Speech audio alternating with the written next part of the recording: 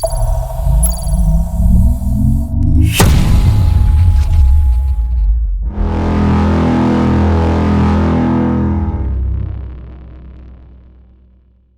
washing or hand rubbing?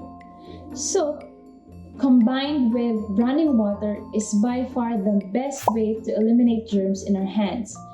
That's because soap molecules themselves are very much effective in destroying the surface membranes of bacteria and viruses, including the novel coronavirus.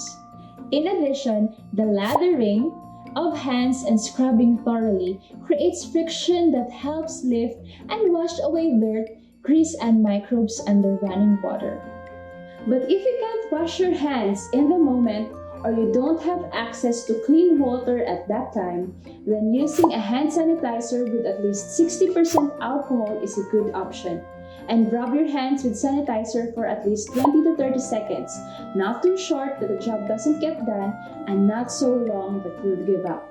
If you find this video helpful, don't forget to subscribe, like, and share with someone who needs to know about it. Thank you for watching and see you next week on another episode of Corona V Up Close and Evidence-Based.